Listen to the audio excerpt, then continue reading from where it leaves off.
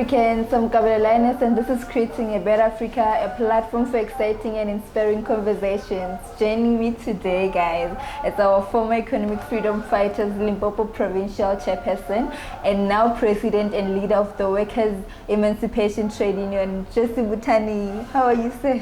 I'm fine, thanks. And how are you, I'm good. Thank you for honoring the invite. No, you're most welcome. Thank you. So, could you please share your upbringing with us? Well, it was not a simple one. I was raised by a single mother, depending also on grandparents. My mother was unemployed until recently, when I was already very old. But is a life struggle that never led me to lose hope in life. I never chose drugs or anything that will destroy my future. I always believed that every situation is temporary, and where there is a will, there is a way. So that's where I am today. I grew up fighting, and I'm still fighting even today. So because I never took any challenge in life as a sign of defeat or something that must then write off my life or for a better future. And also my driving spirit has always been, at least if I can't have it myself, my children must not go through the same route I went through. And some people next to me, knowing them or not knowing them, where I should help, let me help, so that the road doesn't become the same. I always believed that any contribution in a society goes a long way in bettering the lives of our people for a future, without even expecting anything from them. So it's all about courtesy. Yeah, that's me. Okay. So what is the inspiration behind the leader that you are today, amid you sharing your upbringing with us? I beg your pardon? What is the inspiration behind the leader that you are, amid you sharing your upbringing with us? No, well, you can't help people if you are not structured. It becomes very difficult because one, issue of recognition. Two, our society will not just accept you coming and saying, look, well, I want to help, but also you need to hear and be on the ground to understand these challenges of these people. Sure.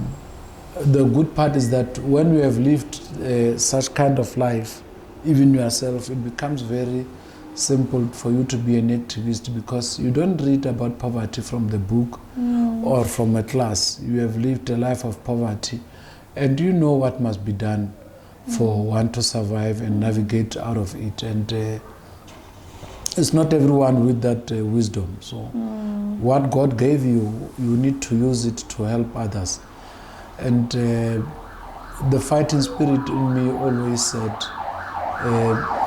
be in this kind of structures, be a politician, with or without a position, then that will help you to assist people, but it also helps you not to be self-centered, to look unto yourself only, want to enrich yourself only. It helps you, even when you yourself have problems, you forget about them and then want to help the next person. After helping that person, and then you say, by the way, that very same problem is the problem I'm having. Yes. I can't find an answer to it. So, and when you are about to think about how you are going to resolve it for yourself, another problem comes. You forget about your problem, you attend to that problem.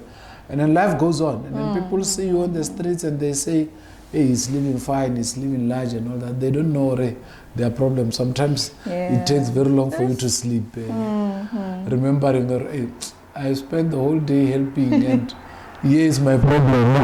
Yeah, I did not do anything. So that's how I've lived my life, and that's what inspires me from day to day. And even when I was outside the leadership of the EFF, I took some cooling period, and when I saw that, well, I'm ready to come back to politics, and there was nothing coming, I then said, okay, let me find a way to of helping people, and then this one came through. Yes. That's amazing. So, you know, this is something that I always hear from every leader that I've heard speak or give a keynote, that there's a saying that says, if you are among 4 foolish people, you are the 5th. And if you are among 4 wise people, you are the 5th as well. So I want you to share your input in terms of the power of association and how it affected your life. Look, you can't be happy to be surrounded by people who are not creative, who just spend the whole day talking about nothing else except booze, girls, cars, houses, and all that, without being creative. They talk about those things without even telling you how you are going to get them. So you are going to end up being like them, and that leads you to be selfish, that leads you to do things that you will not do, and that will also lead you into trouble, because you are going to want to live a life you can't afford. Yes. But also when you live amongst people who always gives ideas, who always flex muscle around wisdom, when you are together, is sharing ideas and how to better situations and how to resolve problems. It sharpens your the way you look at life, and it sharpens your way how to deal with problems, and it makes you a better person. Yeah. You must, when I'm with you, I must learn something from you. Sure, I must take something home. When you are with me, you must take something home. Or else there is no need for us to be together. You are wasting my time, I'm wasting your time. Definitely. I can be with you for 30 minutes if I want to refresh and waste my time, but it can't be the whole day. Because if that becomes a point, I'm going to, after leaving you here, remember that there is no bread. I'm going to have to steal to have that bread, because I did not come up with an idea of owning a bakery. I must, when I'm with you, when there is no bread at home, I must not think of a quarter. I must think about owning a bakery, so that I don't lack bread, my siblings don't lack bread, and people around me don't lack bread. So you need to feed into each other. We are not given the same. Some people will have some fast minds, creative minds on business. Some will have on politics. Some will have on this and that. So you need to be around such people so that you become a better person. There is nothing white people are more better than us with. True. They just don't waste their time on nothing. Yeah. And now we like wasting our time on useless things. The best alcohol, best perfume, best clothes. You know, you find a multi-millionaire white guy wearing clothes from Mr. Price there. And then you find a centenaire, not even a thousandaire of a black guy, saying, I can't wear Fabian, it's too cheap, I must wear Gucci, Louis Vuitton. Those things are, by the way, issues. You get them today, tomorrow they are not, I mean, you don't sleep with those things. They don't take your children to school, those things. They don't help a neighbor, those things, are for your own selfish interest. Yes. And it doesn't make sense to me. It's like a person with a lot of money and who can't help another person. I wonder how they sleep at night. Yes. I made it, and everyone must become my zombie. I'm happy when they come and say, Mahua, hey, my boss. And you don't teach that person how to catch a fish. You always give that person, not even the whole fish, a half fish. So that tomorrow the person must come for another half to complete the whole. So, and when you are seated, when he comes, you know, a man, a full-grown man like him with a family and all that, you call him like a boy, hey, get that thing, hey, I can't properly tie my laces. And then that gives you some kind of a positive vibe. That is stupidity, and I don't believe in such kind of things. Yeah, and when you live with people who are matured, who share proper ideas, you will realize that those things are not worth it. They are not things to survive for. And those are not the things God created us for. So, it's only less fortunate people in the mind that think those things makes them big people and all that. So. Less fortunate in the mind. I heard that. So with your leadership acumen, did you envision yourself, way back, becoming the the provincial chairperson of the EFF? No, look, to me, it has never been about a position. I have a very strong character. And sometimes those around me even get scared. Even some of the leaders I've led with become very scared of the character.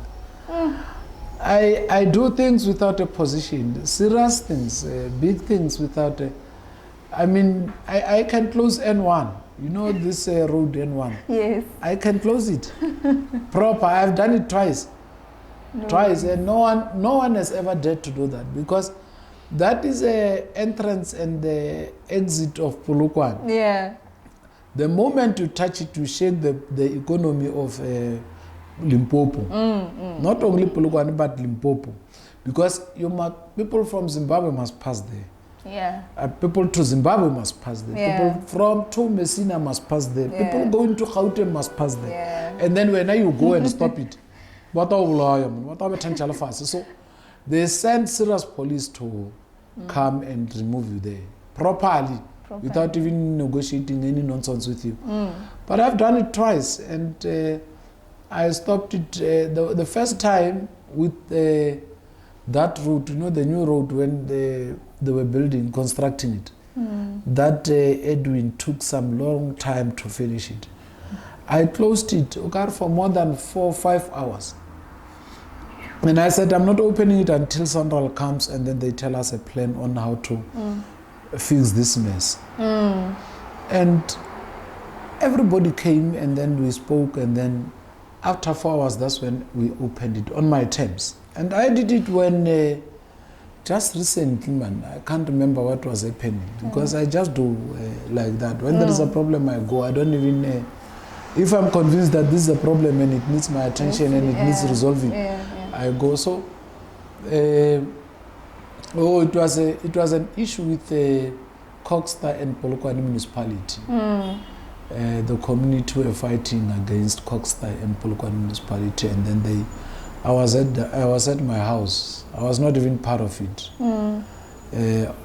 And then, I think it was about a water crisis. And then I was at my house, and then they said, hey, man, we are here. These people are not respecting us. They are not even listening to us. So how do you help?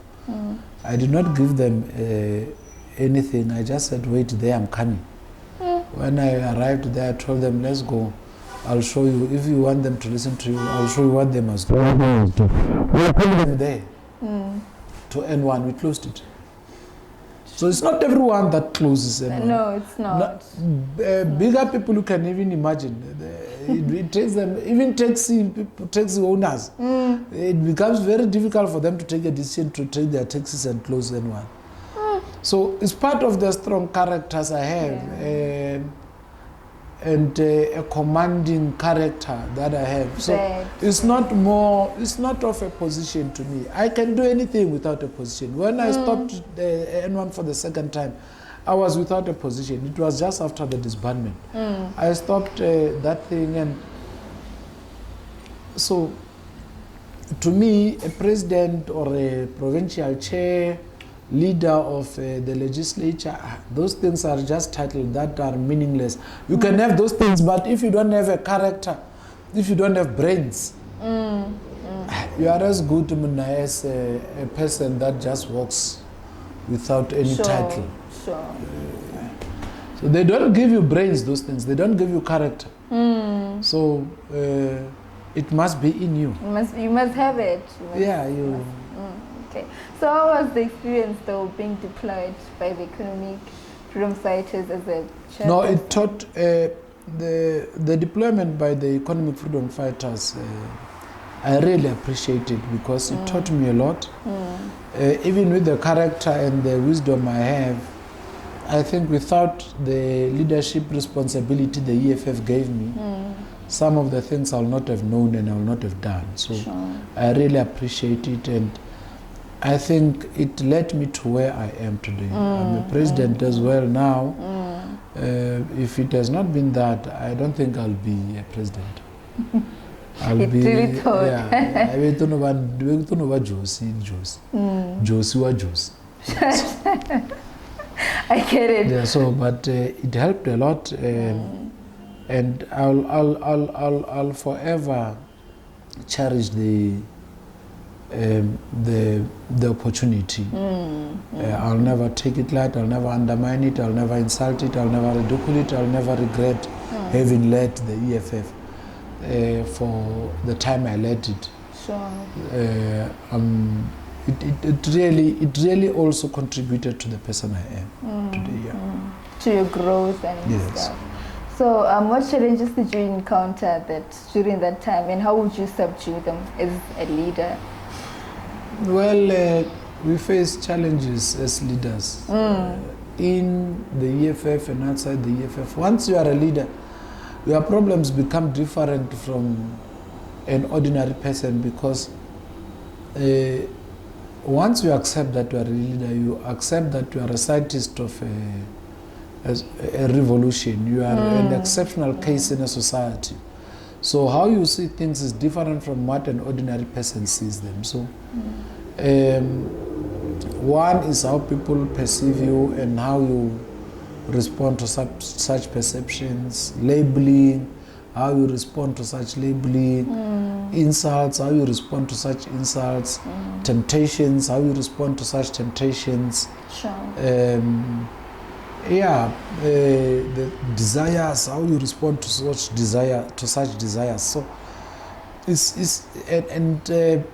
some characters of people generally, and how you will respond to such characters. So I've summed up everything in such small statement, because if you analyze all these things I raised, they mean a lot if you break them down.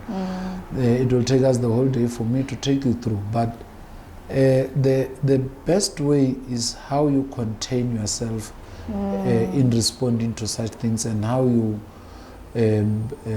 respond to such things, the negativity, the positivity, the advantages and disadvantages. Very important, and that's what makes you a leader. It's a must to have emotional intelligence. You don't just become a marshmallow in a microwave. You need to have emotional intelligence on how you resolve and attend to issues, and that is what brought me to where I am. Not that it has always been easy, simple like that, and I've also always carried the emotional intelligence with par excellence. There are times where I explode, and when I explode, and I think that's why I got the name Stalin. And when I explode, it becomes very messy. The name what? Stalin. Is it? Yeah, Stalin, the Russian revolutionary, the Russian leader, a man of steel. So when I explode, it becomes very problematic. So you will wish it did not happen. So you will just think, but this person I was smiling with just a second now, and then which animal then entered into him?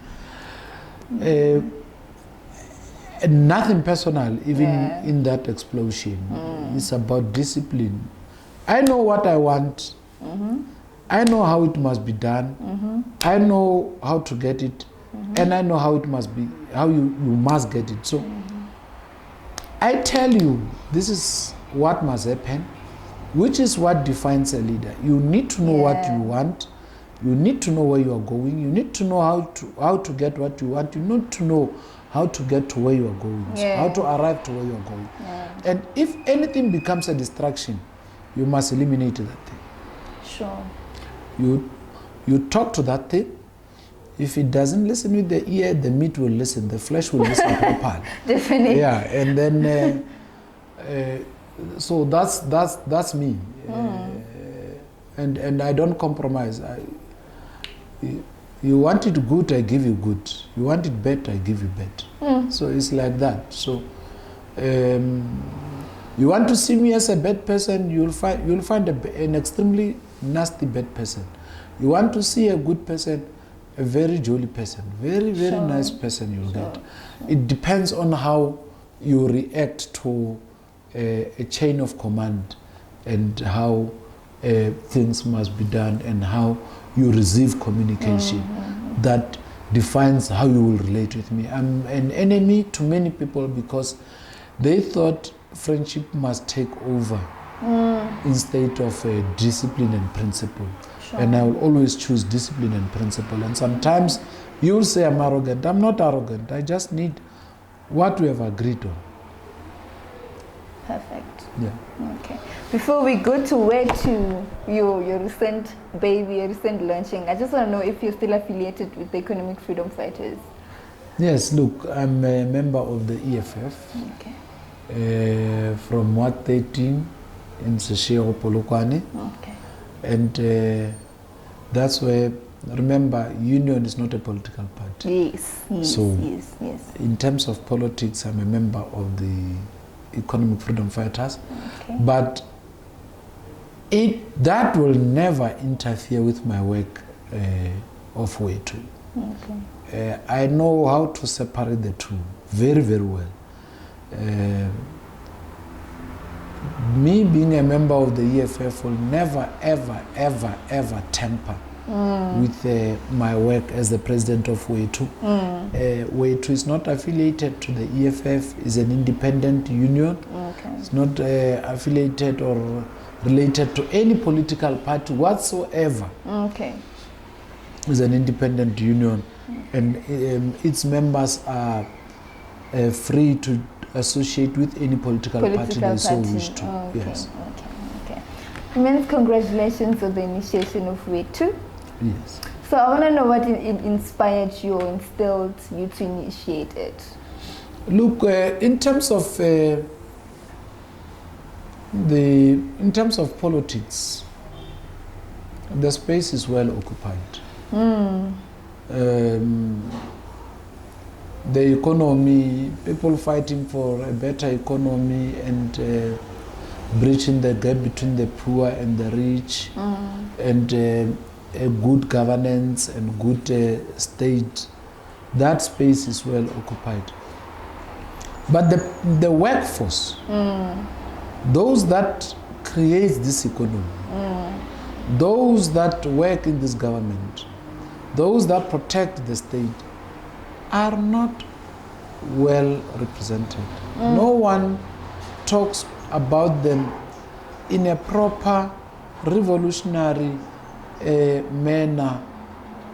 They ought to be spoken to or be taken care of. The only time they speak about them is when they want to show that they are there's an issue of salary increase, and some union will want to threaten the employer to increase the salary, but it's not actually about increasing the salary of that employer. It's about leadership of that union getting something from the employer. Unions today, they've turned themselves into money-making schemes where they take money from employers at the expense of workers. They take tenders from government at the expense of workers. So and they're affiliated to political parties. Now, they sit with political parties, in particular the political party that is in government, take decisions and then come outside of that meeting with a decision and still want to lie to the workers that we are going to fight for you and this is what we think we can fight for you on. And even when they speak of salary increment, when you know you have agreed with government that as part of your January Lekgotla that this is where we are in terms of finances and this is what we can do for this year in terms of increments and all that, you still want to go to workers and behave like you know nothing. You are being disingenuous, you are being deceitful, you are not being loyal to the people you are servicing. Now, what must happen? You then need an independent sober union that says, no, wait. You can't treat workers like this. You can't be paying workers like this. This is how workers must be treated. This is how workers must be paid. The relationship between the worker and the employer is very important. And the two must never feel like a subhuman when it comes to the other. All of you are human beings and the respect must be mutual. The relationship must be mutual. You bring money to the employer, the employer brings employment to you. So the two of you are feeding off each other.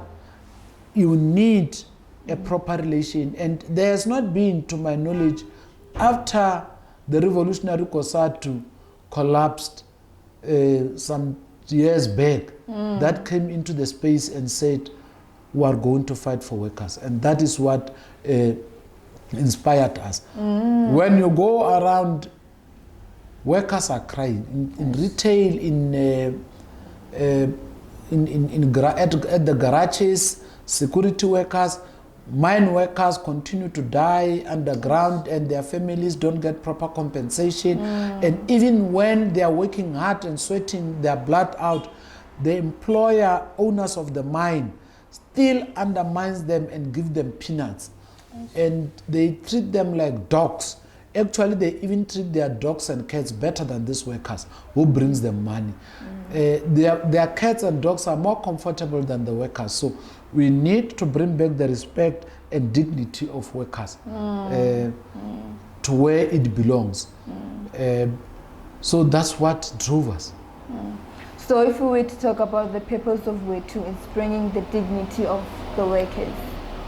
Yes, and creating a conducive working environment for workers through bringing back the dignity of workers through creating a conducive working environment and through creating a healthy relationship between the employee and the employer.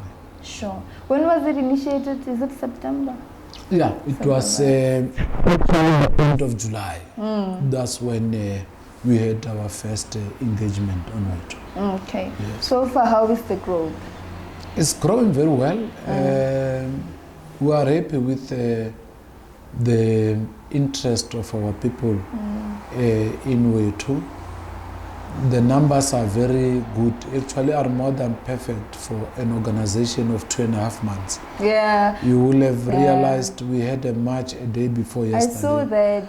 Those numbers for a union or any organization, even political, of our age is too much. So it tells you we are going places. It tells you that people have been looking for us and we have not been listening. So now that we have listened to them, it's like finally, they are now relieved and they are coming in their numbers, and we commit to them that we'll never disappoint them. What they've been crying about will be the issue of the past. Now we're here, they will enjoy fruits of their labor. They will no longer wake up tired going to work. They will feel energized going to work because they know that they are going to make money, and in the process of them making money, like you're correctly putting it, is worth it. You don't wake up stressed going to work. You get stressed more than a person who's unemployed.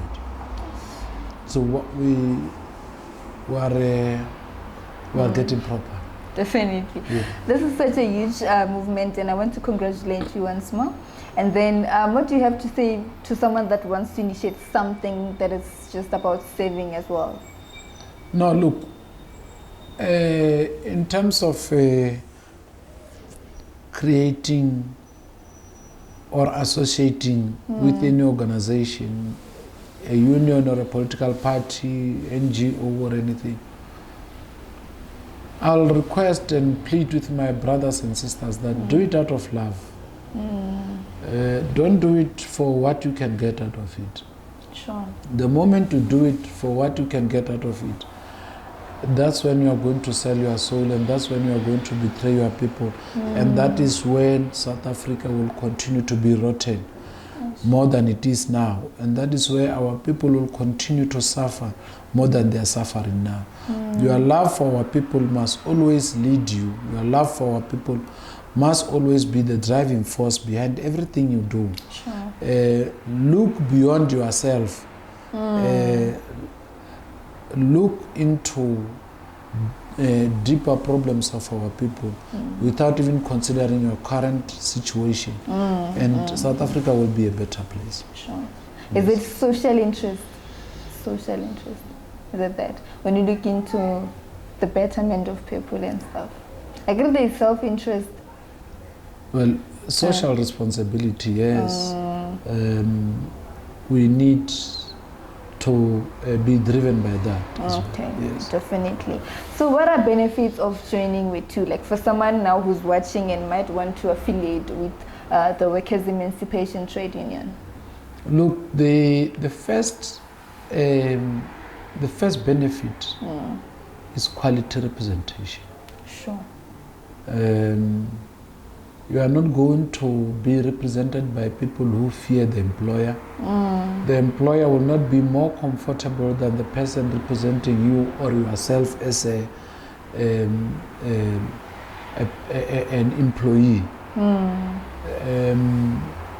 The other issue is that once you give us your itinerant and sign the form, you are guaranteed a proper lawyer to represent you in cases where shop stewards can enter. But above everything else is an honorable representation. Sure. You will never feel betrayed by WETU. A word union betrayal when you join WETU becomes an issue of the past.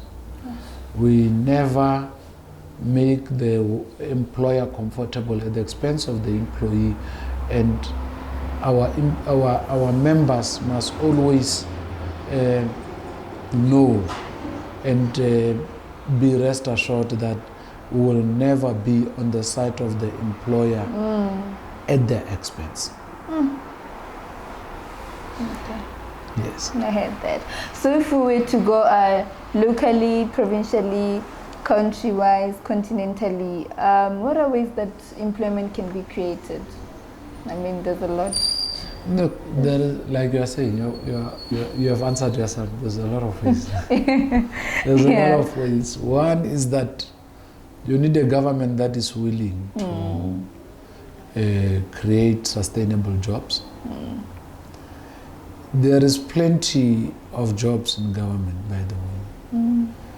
You can look towards elections, how EPWP people get hired. Sure. And to show that there is no problem, after the elections, you'll just see them lingering. They even tell you if you want to be employed as an EPWP person, you must have a scarf-tin, you must have a school bag and a flask. So those are the requirements, because you are always going to be eating and sleeping. So it tells you there is a lot of work that government can create and systematically put ourselves respectfully. I mean, these EPW people also are just unnecessarily hard on them, because they don't even get proper benefits of employees. In the mines, there is a lot of ways and a lot of method that can be used to employ our people. Business people also have many ways they can employ our people. We just need to find a way of coming together and agree on solid structured plans on how to systematically absorb our people. And some, if you can't employ, find a way they can employ themselves. Sure. Yes. So you said something about, like, you emphasized that it's not even about a position, but I want to ask you this question, that if you were a premier, what measures would you look into this time around? Like you did in being a provincial chairperson, you are doing in being a president of WETU, but like what measures would you look into if you were the premier? Well, as a premier, the first thing, I'm going to hire people who know their work, not because they are my comrades. Benefits of that is that these people will make it their role to create jobs for our people. Sure. They will make sure that every cent of the province is saved, so that the employment they create is sustainable. The economy of the province is sustainable. Sure. I'll make sure that you do not return any money back to Treasury. All the money that is allocated to Limpopo must be finished. Being finished, it means our people must get proper services. They must get proper roads, and when you build roads, that is employment is involved there. When you give your people water, employment is there. Sure. So everything you do as government creates a job one way or the other. Sure. But you need people who are smart. You need thinkers. You need people who are committed, who loves their people, for them to do these things. And you make sure that education becomes fashionable in the province, so that people also do not depend only on government, but also can create things themselves. And then you make sure that you sponsor small businesses, so that they also don't become a burden to government. I mean, if I'm a premier and I'm interviewed by people like you, immediately after here, we must find a way of saying, if there is this sector of young people coming in, there are 2. How do we make them become at least 10? How do we find a way of resourcing them that they can create 8 more jobs, but also give them proper training, give them proper quality equipment, so that they can compete with other fellow small business people of their category in other countries? Because what you are doing now is bringing serious money to someone in some country. But here, government is not assisting you to see that opportunity. You might find you even struggle to come here. You are hiking and then some people just passes you by.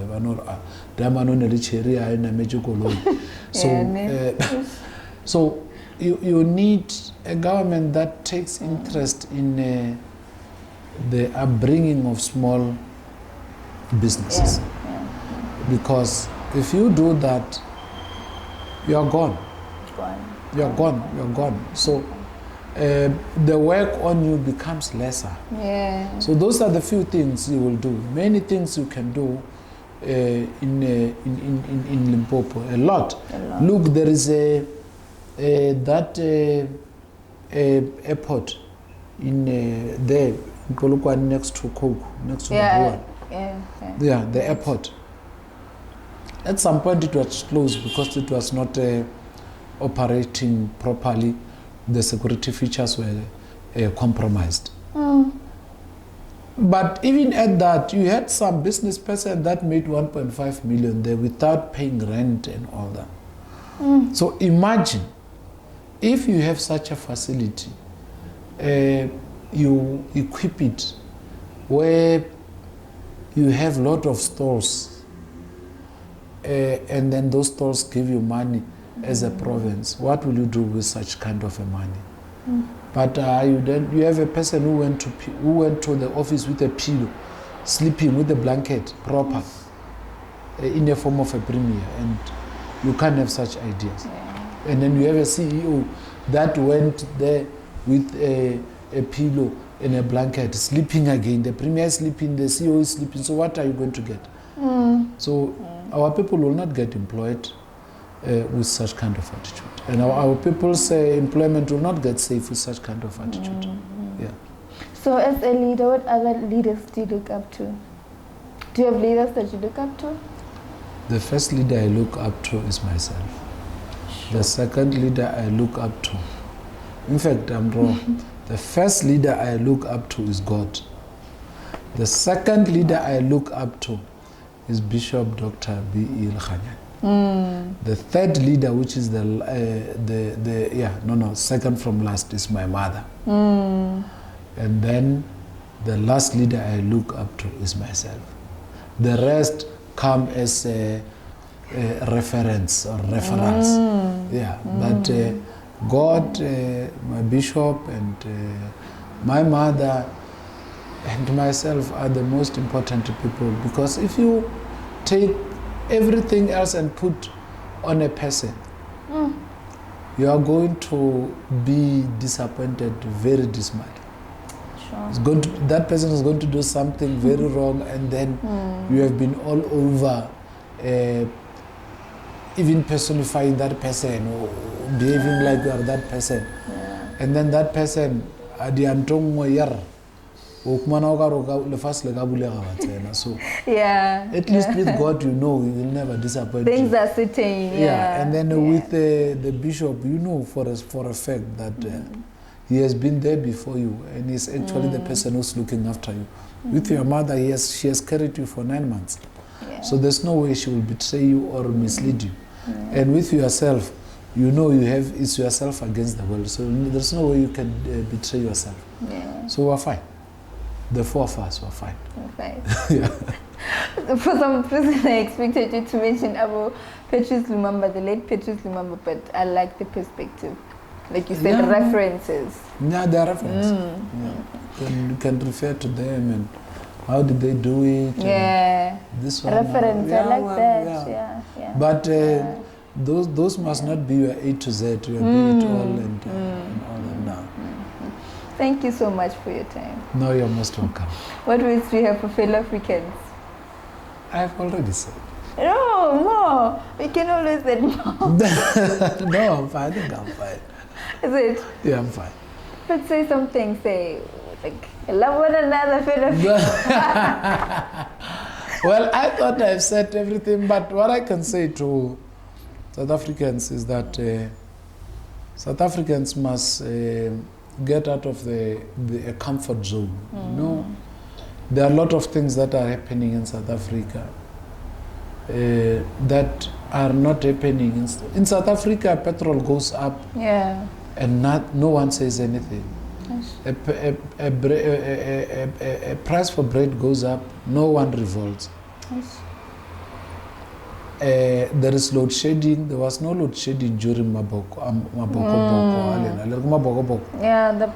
The Boke. There was no load shedding. Now kids are writing there is load shedding. We even forgot, by the way, that there was a load shedding. Now kids are writing. The future of this country is in class. It must prepare itself to lead this country better. You deny them electricity. You want a damn dull society because you always want to be stealing from them. You always want to be leading by fire, by force. People who are not literate, people who don't know anything, who always depend on you, who can't think for themselves. That's why you take electricity from them so that they can't shape. And then you have our people only tweeting about it. There is no revolution called Twitter revolution or Facebook revolution or status revolution. Our people must start to learn to take up arms and fight what is right for them. In Bokoni mine, Motsepe retrenches more than 4,000 workers. And the people of Sekhukhune don't rise up and fight against such madness. Coke, the workers are on strike there now. Our people just passes there, shoot them photos, and then life. Yeah, it's is only normal. online where they talk. Yeah. So we need to be a country or a society that starts to stand up and take action and fight this evil system, because if we allow it to continue like this, we're going to be poor and poor and poor, more poorer, because they know we can't do anything. Come election, they give you t-shirts, political parties, they give you t-shirts, they give you food parcel. They only remember that you are hungry during elections, and only on the day of election they slaughter cows, only during elections. What happens to you during before elections and after elections? What happens? What are you wearing? Where is that t-shirt? Why can't they give you that t-shirt? Now they give you 350 and then they say bread must go up, they say fish oil must go up. So what is going to happen? So, and then we see nothing wrong. So it's time our people rise up. The rising up is not anything except self-love. You are saying, I'm more important as a South African than the treatment you are giving me. And I think that's where our people need to start going and start to appreciate. And we need to find a way of forcing this government and any other political party to take responsibility of us, because they are in legislature, all of them. They are in parliament because of us and municipality because of us. Whatever they are getting is because of us, and we need to start making them respect us. And that will be through action. Sure. Thank you so much once more. Where can people find you in WETU team? Our offices are at corner Hans and Tabombeki, number 23 Forum Street. I mean Forum Building. Yes. I love the fact that you started home. Yes. Yeah, so we were here, and then we want to get our systems right here, where we are close to it, because if you can be all over, you are not going to be different from these other unions that only suck up money from employees, poor employees. You need to understand what are the real challenges and what are the real solutions of these people. You need to personally interact with these problems yourself first. Now, you can't be here today, Eastern Cape tomorrow, Mpumalanga like that. It's not going to happen. The representation is going to be of poor quality. So you need to start here, get it right, get proper workmen force for the union, get proper shop stewards, educate them, train them properly, interact with them yourself. Know what they are lacking and perfect it. Know what you are lacking and perfect it. And then you can start to spread. Then you must not be after money. Yes. Very important. You must not be after money. If money comes, money will come. But the only thing that must drive you is a love for your people and how you, and that love means you want to solve whatever problem. The pain of your sister or brother must be your pain. And you can't feel that pain when you care less. Yours is about subscription fees. Thank you so much once more, and all the best with this initiative. Yes, thank you very much, my big sister and my big brother. Thank you guys. Please don't forget to watch and subscribe, and tell your other friends to tell their other friends to watch and subscribe to Creating a Better Africa, a platform for exciting and inspiring conversations. Until next time.